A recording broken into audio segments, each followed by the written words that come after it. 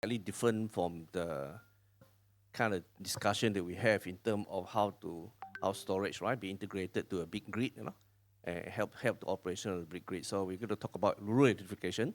The storage come in is because a lot of the rural villages are very far away from the main grid, right? So you need to have some sort of storage solution. Mostly it will be solar based, those kind of energy resource. Then you need to be able to store it so that you can use electricity at night. So today, or maybe I should, today I'm happy to say that we are 99.9 or 95% in terms of coverage in Sarawak. Of course, there's a few more villages, and there are new villages and homes being built everywhere all the time.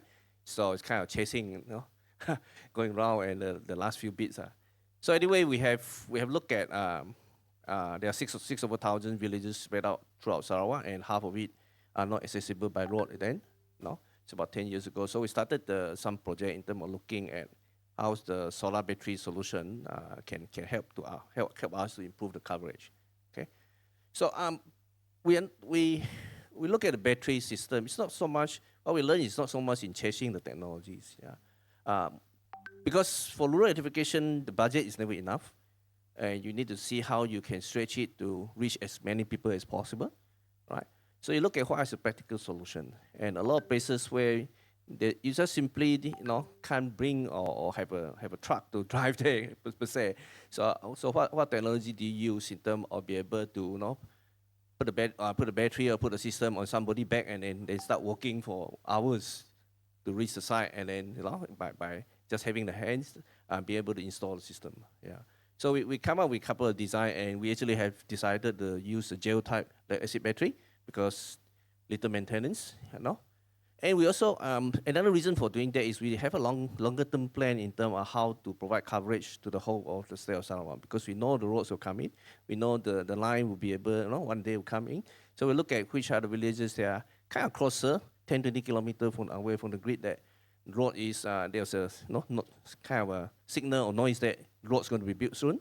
Then so we only need kind of this storage for about 6 years, something 5-6 years. So somehow this lead acid battery, although it's kind of old tech, but it worked for us and fit into our plan.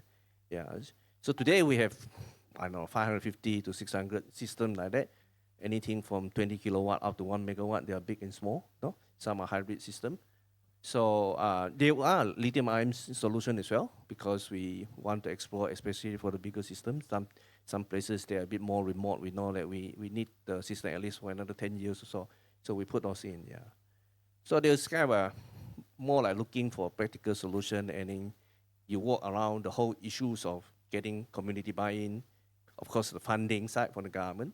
And one thing they always forgot about is we need a group of contractors that is able to go out, procure the right equipment, have the expertise to install and to maintain and operate in the long term. So we have to set up and look at the whole holistic, and then find the right solution to do it. So today it's still running. Finger crossed, it's still running, but we have a quite ongoing maintenance program and replacement program there as well. And as we do those replacements, we also look at what other technologies providing us today. There's a lot of improvement in terms of different type of batteries now. So we're looking at how to, as we change over, what do we use? Yeah, and that go hand in hand with our grid expansion plan as well. Okay, I hope this is a quick summaries of how we use storage to reach one of the goals, which is provide electricity for everyone. Yeah, with renewables, we are also able to democratize the availability of electricity, right up to the last mile. Energy access is a big thing, and storage there it's like the beginning point of the application of storage, and you could achieve mega scale, which we'll talk about later today, and a whole range of things. Storage is not just a buffering of capacity, as we all know. It's got a lot more sophisticated applications which are being recognized as substitutes for managing transmission and distribution issues. And that also needs a lot of work on the policy side, etc. So I'm sure Agora, who's doing a lot of work on that, will be able to kind of walk us through, based on their research and the highlights, on the importance of this short duration storage for integrating variable renewable energy into the grids. Maybe Dr. Supawan can share the work that Agora has been doing on that. Sure. In the area of scaling up battery energy storage deployment in countries, the very first thing that is needed is to have the regulatory clarity.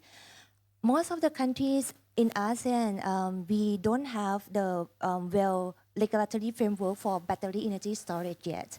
Like there's no definition of the clear law of battery storage in the country, whether battery storage would provide a generation or load, or could be a capacity basis that, for example, some country could use battery storage to provide a firm capacity during the peak time.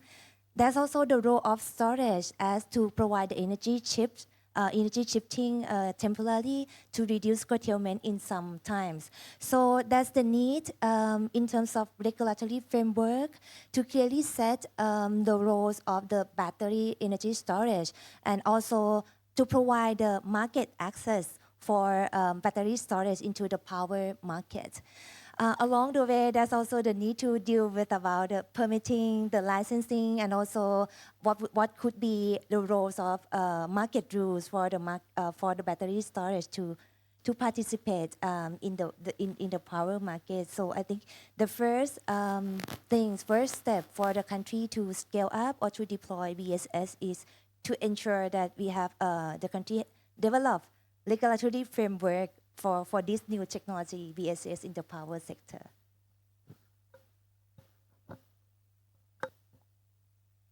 So, and now let's look at what Philip has to say, because Mott MacDonald has actually advised several large-scale battery projects across the world, and I think more recently something in our neighborhood here. And there are several technical and commercial factors to be taken into consideration, assuming that the policy part of it has been sorted out. And these would determine whether a battery BESS project is bankable and replicable across the region. So Phil, over to you, based on the lessons learned from recent deployments of BESS in the region. You can share. Yeah, thank you. And I have some slides. This slide's been up for a while, sorry. But we're working on renewables, energy storage, transmission across the world, and very strong focus in Asia. So far, the battery capacity that's gone in a lot of it's been up in Japan, Taiwan, Korea, for example. Japan, for a long time, had a weak grid in Hokkaido, and so anytime any new renewables went in, they wanted to control the ramp rate, so how fast the generation could go up or down. And then there's ancillary services markets for helping control grid stability. So that's what's happened so far. But that's changing fast, and I've got a case study I want to share on that. And the change is driven by this massive reduction in costs, both for solar and battery, you see on the screen here. In the last 18 months, battery prices, delivered installed battery prices, have come down by more than 50%. In some markets, we're seeing less than $100 per kilowatt hour, which is an incredible change. And that's making applications possible that weren't there before. We talk about kind of Wright's law, this virtuous circle of more deployment, price reductions, and very steep curves for that in both solar and battery. Just building on how Supawan introduced, the concept that I'm going to be talking about here is not ancillary services, it's time shifting. So instead of taking all of that solar as it comes through the daytime, we store it and we dispatch that energy to the grid at night. And this is an example from a report by EMBA, which is going a little bit beyond what is typical now to 24-hour solar generation. This isn't actually economic in most places yet, except off-grid. But, 18 months ago, no one would have said mid-merit was economic, and it already has proven so. So we've got a plan for this eventuality. And this is based on US prices, where battery prices were at actually about a year ago, so not the latest. is showing that base load solar battery could be competitive with coal, and mid-merit solar battery could be competitive with gas. That's obviously going to depend on exactly where you install it: coal prices, gas prices, solar irradiance. But this isn't hypothetical. We have a project in our region, Terra Solar. So it's 3.5 gigawatts of solar with 4.5 gigawatt hours of battery to create a firm dispatch of 850 megawatts. So this originally responded to a tender for mid-merit gas. So it replicates the requirements of a thermal plant. It complied with all of the grid codes and procurement requirements for a thermal plant. So it's not necessarily the sweet spot for solar and battery, but it can do it, and it did it cost effectively. So it was competitive with coal and gas. I think there's obviously challenges deploying at such a large scale. 160 megawatts per month has not been done outside of home territories of these lead contractors before. So it's actually two contractors that are splitting the projects between Energy China and Power China. The owners are expecting a workforce of up to 20,000 people on site. Not everyone could deploy that workforce. That could be challenging in some places. The transport logistics of getting this many containers to site in this time were a challenge. They had to look at 7 ports around Luzon and zoomed in on 2. And that's before we talk about the more technical depth of how we firm our dispatch cost effectively. Interestingly, this was purely financed by Philippine banks, $2.7 billion of project finance from the Philippine lenders, which closed in April this year. As of June, it was the largest solar plant in the Philippines, so it had 700 megawatts, and it's continuing to grow, so far on schedule, on a very aggressive schedule. So I think this is a really interesting case study of what's possible. It's a huge land area, but we're seeing the same concept deployed for the Riau Island projects that will bring power into Singapore from the Indonesian islands. And those would again be gigascale solar, gigascale battery with a subsea cable. Very similar concept, similar kind of firming to a mid-merit dispatch. And so this is a new tool, right? This didn't exist as an economic possibility a year ago. Right now it's competitive. This is 14 hours a day dispatch on weekdays, 50% average through the year. That range is going to keep extending as battery prices keep coming down. And we talk about the energy transition mechanism, what's going to replace coal. We now have a much easier answer, or one answer, well, not the only answer, one answer. So this is only one application of batteries, but I think an important one that's really needs more profile.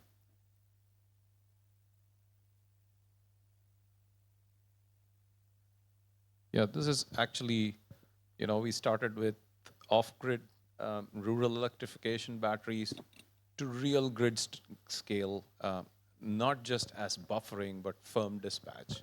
So the whole range of coverage and potential that is emerging with storage, it's becoming a reality. I think this will need the governments and the private developers to work more closely together. This is a very good example. The tender was for a gas plant, and the private developer decided to bid in with a solar project. This must have taken a lot of coordination. So what would it take? I think let's start with Dr. Chen. As a developer, what would it take in terms of the government and private sector collaboration to move these kind of projects? I mean, you guys are also moving some mountains out there in Sarawak Energy. So maybe Dr. Shien, if we can start with you, and maybe every one of you are working with governments directly, so each one of you can share your thoughts on that. Okay, I think we're still very much in the early days of come to storage. But in the Sarawak context, we have large hydro. So hydro with reservoir, it is a storage. No? So we have experience with that. So with the topology for hydro, there is potential for storage as well in terms of managing the water, the availability of water, whether it's open loop or closed loop, and whichever way. So we are prospecting, and we found very good sites. So we are looking to the design and looking at the economics of having them. No? But more importantly, I think we also need to learn how to make use of them in the efficient way. Okay. So in fact, what we're doing now, we're working with a group of consultants, supported by the Australian government to be exact, one of the P4I studies. Some of my team here actually involved in that. We try to learn how energy storage system, whether it's short duration or long duration, can add values to the way we operate the grid. And in consideration of the generation mix that we have, because we have, in terms of capacity, we're 60% for large hydropower. We're adding solar. By the end of this decade, probably, 15% or so will be from solar, and the rest are gas and coal, or more gas than coal, gas are predominantly CCGT, some flexibility, but not that much. And the other factor is also our grid is quite unique because 2/3 of our demand go to industrial customer. So our load factor is 90%. So it's kind of flat. So it kind of different challenges, and so we need to understand how our grid behave and how the storage can come in into the system. Yeah. So earlier this year we commissioned a 60 megawatt or actually 80 something megawatt hour of BESS. Initially, we were put it in to provide spinning reserve so that we can optimize the operation of one of our new gas turbine, CCGT. But at the end, when the operators start using it, we can use it more. Now we are able to optimize it, the grid even further, because at times of peak load, we still have to turn on some diesel generation.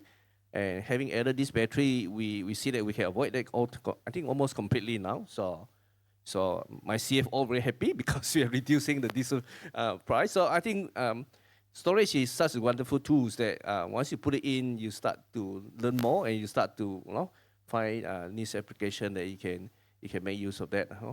So in terms of how to work with government in terms of this, we are lucky in the sense that our political leaders are very much eye-to-eye in terms of journey towards energy transition, renewable energy development, hydropower development, and they also have catch on into the potential of pumped storage. So they're very supportive of us. So we're working with them in terms of not just having the policy in terms of the process to get it, but also in terms of opening up the opportunity for private sector to come in and basically to build the thing together rather than we have to build everything ourselves, right?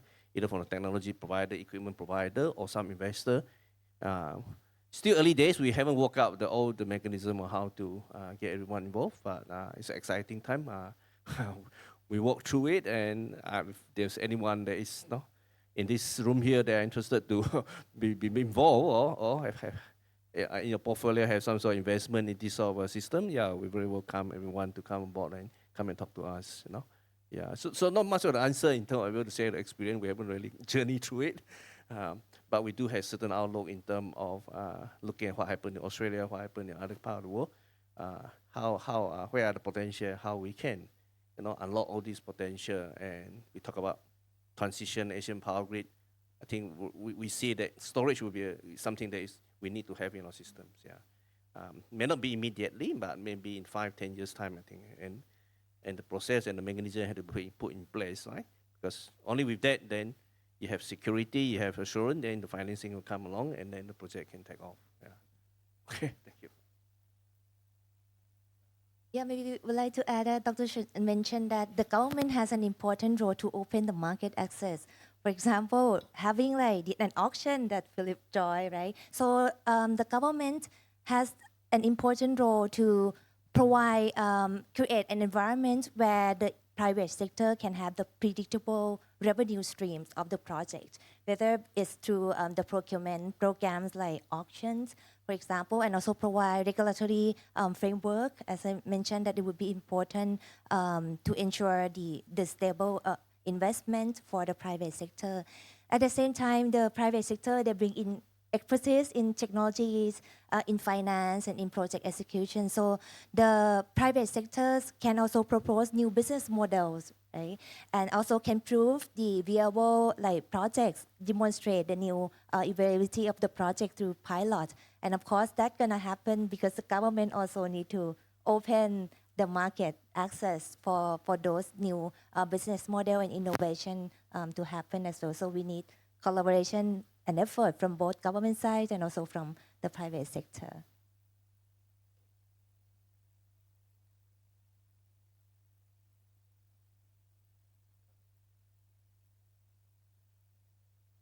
So yeah, I mean, like Dr. Shen said, once Sarawak Energy had the storage, they realized that they could put it to different uses. So given an asset, all of us want to make the best use of that asset. And BESS actually provides a number of, the same asset can do a lot of things. And that's where the markets and the policy part of it comes into play. And if we have the strong support from the government and the market mechanisms, I think Philippines is evolving pretty rapidly in that direction to get better asset utilization and hence making this more attractive. So let's kind of move from short duration storage to long duration storage now, because that's another need of the hour as we see. So I think, again, we would start with the technology part with Philip, because they have, again, worked on very innovative pumped hydro storage in several places globally. So there's a lot of advancement on the technology and the approaches to this. So maybe Philip can actually share with us on the long duration storage experiences. Yeah, and to make the contrast here, the project we just talked about, Terra Solar, right? It doesn't really have to worry about seasonal changes in solar resource. The solar resource is pretty consistent throughout the year, so it's mostly just transferring solar from daytime to nighttime. It's kind of intraday storage. Whereas if we want to go longer than that, batteries are not currently the right solution, right? And pumped storage hydro has, I mean, in some ways there's some innovations. In some ways it's the most proven storage technology there is. It's been deployed for over a century, you know, and the fundamentals haven't changed. You know, things have improved. Tunneling techniques have improved. The turbines themselves, the reversible turbines, have improved. But fundamentally, it's a very proven technology. Maybe another innovation, though, is that, and maybe I'll say first, pumped storage is also not new to the region. You know, there's a number of schemes already in the region. There's a number of new schemes announced, as we can see on the screen. So this is something where there's already a lot of interest at the gigawatt scale in many cases. You know, but there's been a real renaissance and a lot of projects moving forward quite fast down in Australia because they had a very high renewables penetration. So, and,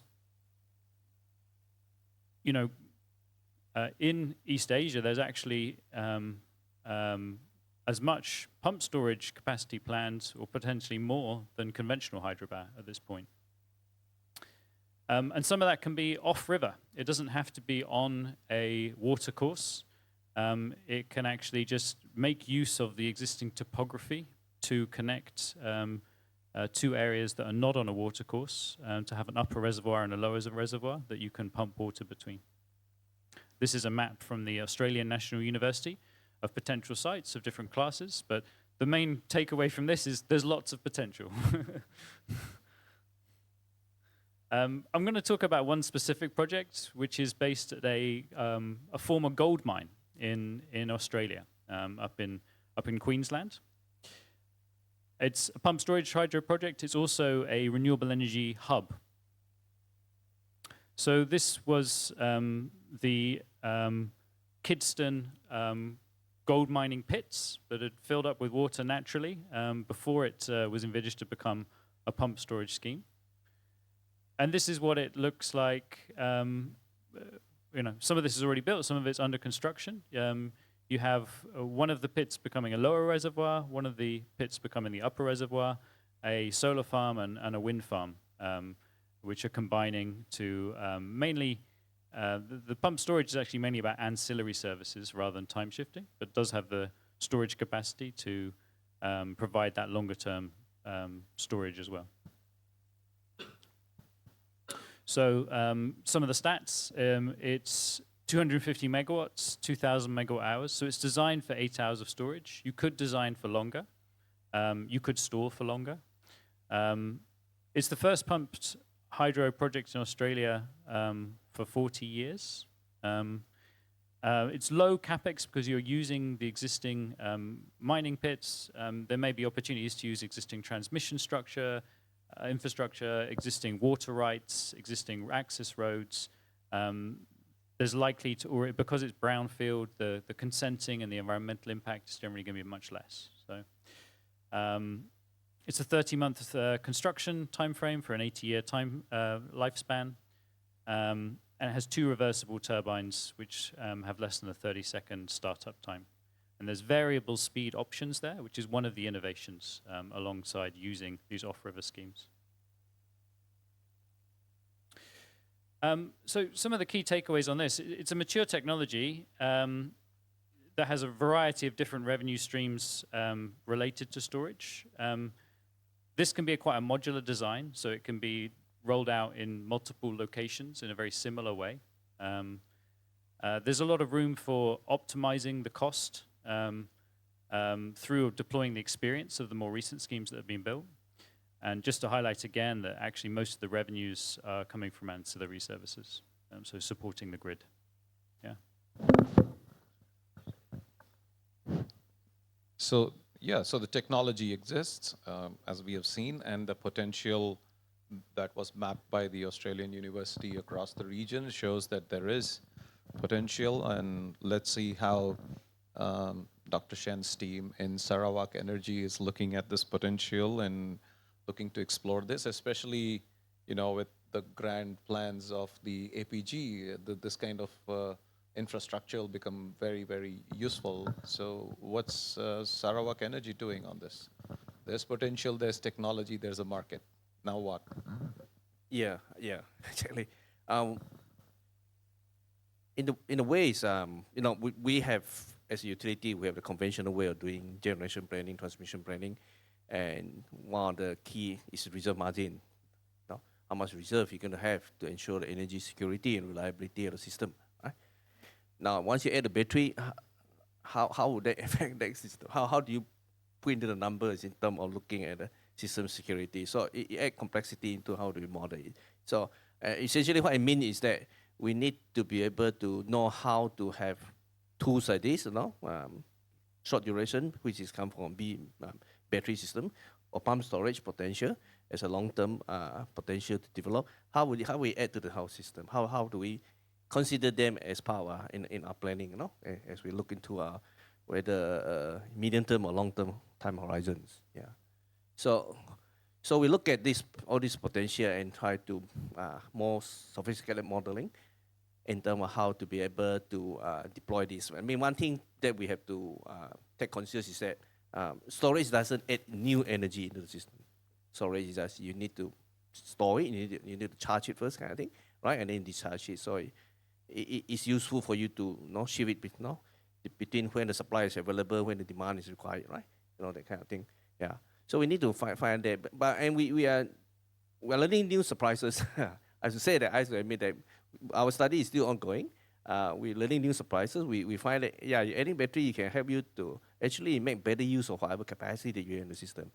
So for us, maybe to answer, to give a kind of quick answer is, we're looking for low-hanging fruits, Like what Philip mentioned, that project, because there was an existing gold mine, So you're looking at low-hanging fruit where you can find solution that the cost can be a bit lower, right? And then you can put out a system that you can prove the concept and prove that it works, because you need to show how it works eventually, right? And then that would then lead on to bigger and other projects and other potential that we can look into in the future. So at the moment, the team is looking for how our grid is going to use energy storage, whether short-term or long-term. In fact, we are finding we need battery storage about 4 hours that seem to fit the demand profile that we have and the different generation mix that we have. It helps us to be able to make better use of whatever hydro and gas, particularly, capacity that we already have in the system. In other words, to meet the load growth, instead of putting out another gas turbine, we can put battery, still maintain the same energy security and system reliability. So we are learning that, yeah. So the storage become another avenue for us to expand our grid, basically, yeah.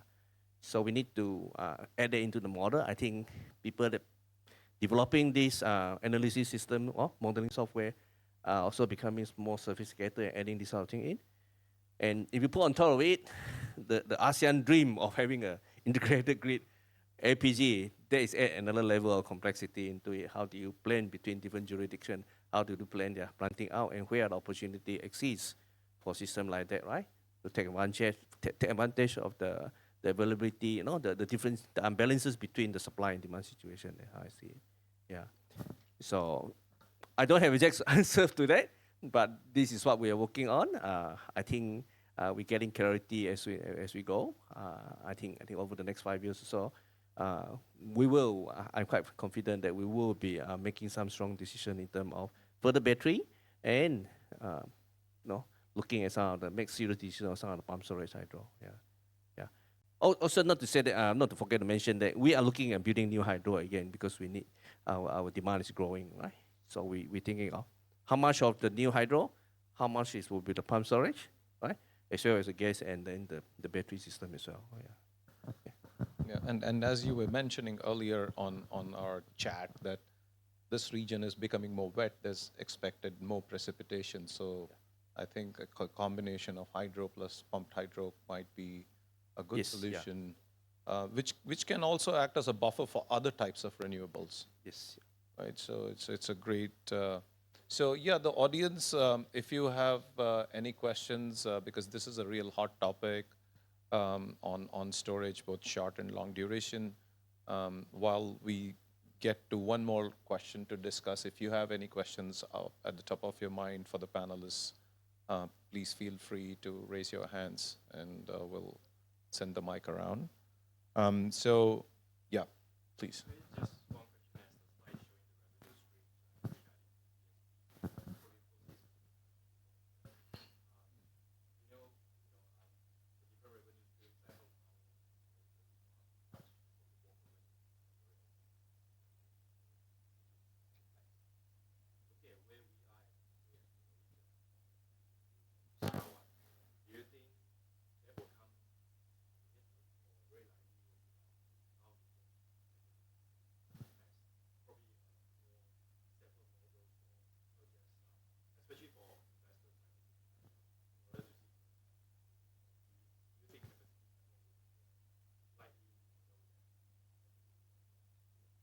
I think the model is kind of obvious option when we don't have a liberalized market now. The easiest thing that to get to and get things started now.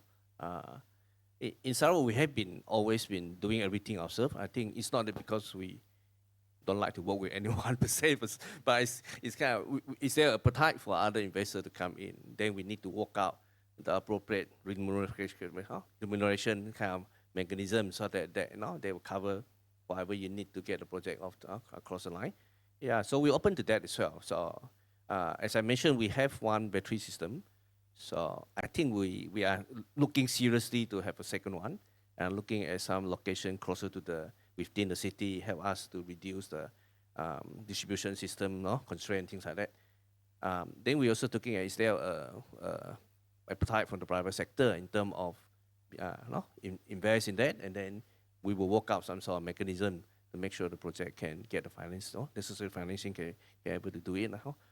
We kind of having an open mind that we think that we don't have to do everything ourselves. I think there are different way, different model to do it out there.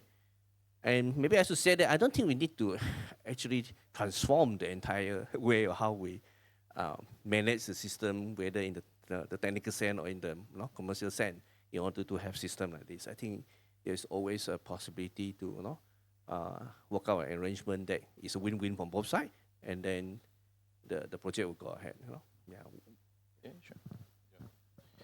Yeah, maybe just to add, so clearly if there is an ancillary services market, it's much more flexible about how you invest in one of these. But just taking the case of India, though, there's a dispensation where if you're a big industry user and you have power generation located elsewhere in the country, you can get concessions on how you wheel through the grid, right? So we have clients that have big portfolios of solar and wind and combine it with pump storage hydro to just give a an overall, effectively a capacity payment, an overall aggregate payment for that portfolio. And so the pump storage hydro in that sense is not making its money through ancillary services, it's making its money through its value in firming the renewables. And I think if we think about the EMA, the Singapore Energy Market Authority call for renewable energy imports, the project that was given conditional award coming down from Cambodia to Singapore, the concept there was very much a blend of run-of-river hydro and pump storage hydro, which would be a similar concept, right? So even without ancillary services markets, clearly it's more flexible and there's more options there, but there's things that can happen, yeah. Yeah, I mean, in markets like Australia or in the US also, initially most of the storage systems were for capacity firming, but as the markets opened up calling for ancillary services, the same asset actually started making more money from ancillary services. And that's definitely an upside that we could look at. I mean, they're already using some of their storages as spinning reserve, as Dr. Chen mentioned, right? So it's a flexible asset. You can do a number of things with it.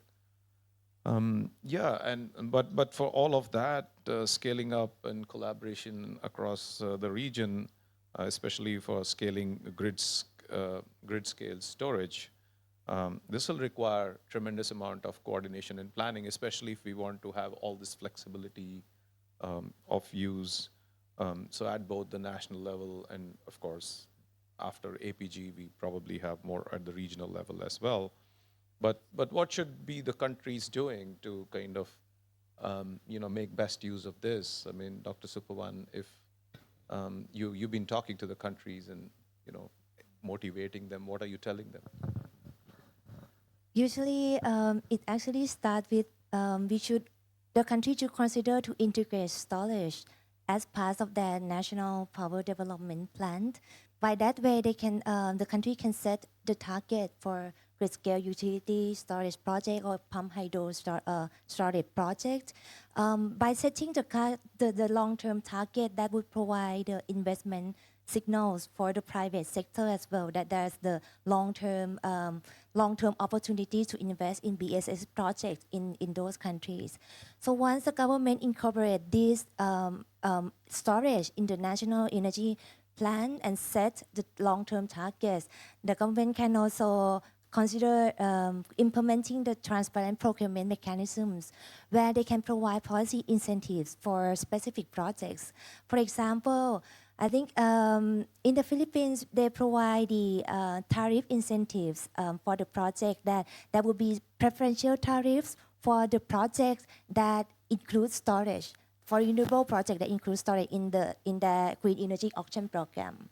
And we see example from Malaysia as well, that as part of the corporate renewable supply scheme, there's also the reduction of wheeling charge, like from 45 cents per kilowatt hour to 25 cents. Such a huge reduction of wheeling charge for the project that it also include or co-located with BES or battery energy storage system.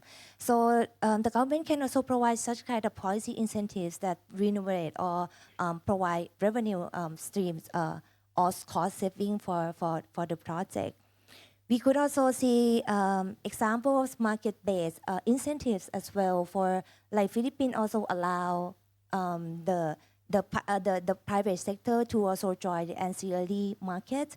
That also one incentives, and we may also see some like interesting model from China as well. They have the shared energy storage model that allow the private sector to lease capacity to different projects. And I think also one of the main procurement mechanisms is the evolution of the auction design that could also incorporate some of the design, for example, open for hybrid auction that allow for the firm to have to incentivize the firm to also include battery storage to provide firm capacity as a requirement in the auction. Or in countries like Indonesia, they put the local content requirement in the auction eligibility requirement with the aim that to develop the battery manufacturing industries in the country. So there are so many policy angles that the government could support, both in terms of providing incentives in terms of remuneration and also provide some rules to also ensure that the implementation of the battery storage would help with the grid reliability or even help build the local new industry or battery manufacturing industry in that country. Yeah, so there's so many roles that the policy could play to scaling up this battery storage.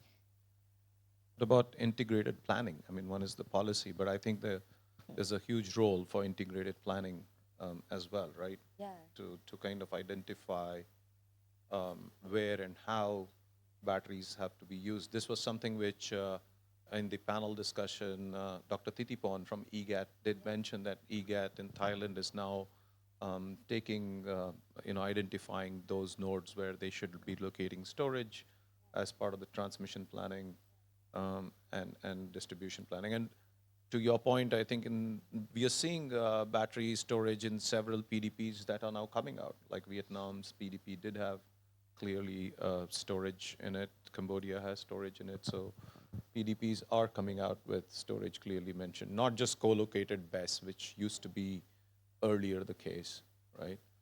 So that brings us, I mean, on the note that, again, APG is the crown jewel.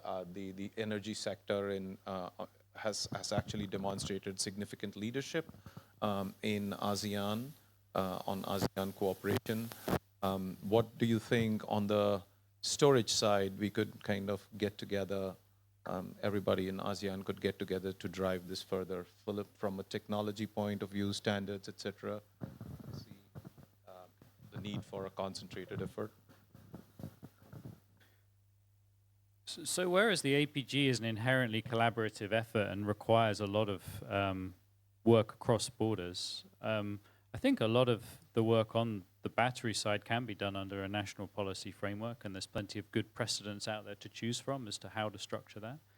I think pump storage, hydro, and long-duration storage is maybe an exception where I see a really strong synergy with the ASEAN grid. There's an opportunity to firm the flows through those cables. You know, you want to be using the cable's capacity as much as possible. You don't want to... so therefore, if you're exporting power from the Mekong or from Borneo, the opportunity to use pump storage hydro to firm those, and that being part of that overall master plan, I think is an important scenario to consider. Probably one of several scenarios. Again, I don't see in that particular case a lot of regulatory architecture needed at the regional level, but certainly there's a lot of opportunity for best practice sharing and for joint scenario planning on how we want to make a strong ASEAN grid overall. Ultimately, a clean grid will need a lot of flexibility services. Interconnectors, pump storage, batteries, they're all flexibility services that can contribute to that. Yeah.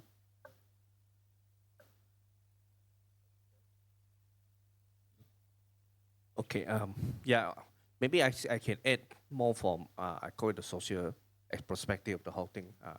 Of course, I think the biggest, for APG, the biggest challenge, I myself think is the number one challenge in realizing APG is the different economic status of different countries, and the affordability to pay, So how do we balance it, different country have different national objective because they need to meet those national objective as well as before they kind of start sharing the resources. So in terms of generation plan of however we're looking at that, but in terms of storage, where does it make sense basically? In our case, for example, in Sarawak, we do have a lot of resources, but our business environment at the moment require us to be able to maintain the competitiveness in our electricity price to get the industry. We have some pluses, we have some minuses in terms of doing business in Sarawak. So kind of energy is given the business there be an advantage, so we need to maintain that. How do we maintain that? And be conscious of the additional costs that we put into the system. So, But at the same time, we also are looking at, we all know that we are looking at interconnection subsea cable to this part, of ASEAN, to Peninsula, to Singapore. Reason is obvious, because the market is here. They are player, off-taker, they have the ability to pay at a higher premium, and so then where the storage should be seated. So storage be sitting on Sarawak soil, or the storage sitting on this part of the so-called the ASEAN, or is part of the systems, right? Once they're interconnected. So like what Balaji, the moderator, mentioned, integrated planning. How do we work with the planner from both sides?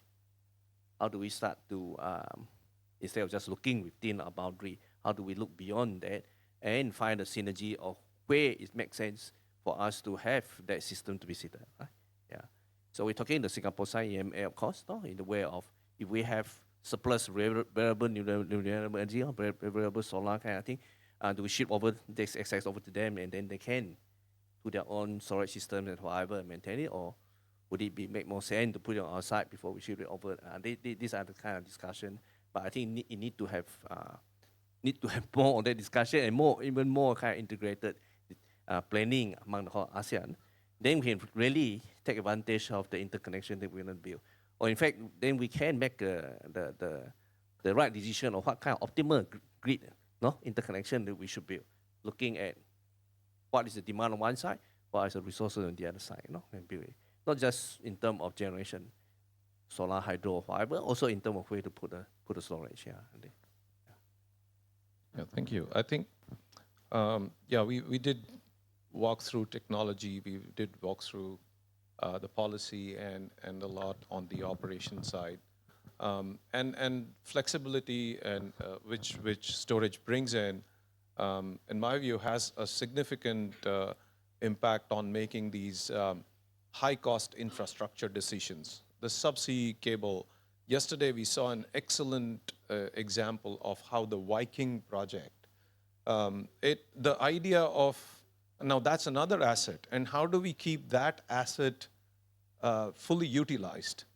And if we have a lot of variability in the utilization of that asset, then we start having doubts in investing in that as well. So this whole storage is a game changer from what we see, in also driving some of the investments downstream of that, especially on connectivity. And that's how I see that pumped storage, especially long duration storage of any kind, would be very significant in driving this stability of APG and some of these big investment decisions that we have to make. And we saw those number of dots, so there is probably a lot of potential to explore. So on that note, we are at the top of the hour, at the end of this discussion, and I hope the audience did enjoy this one. I did really enjoy speaking to the eminent panelists here.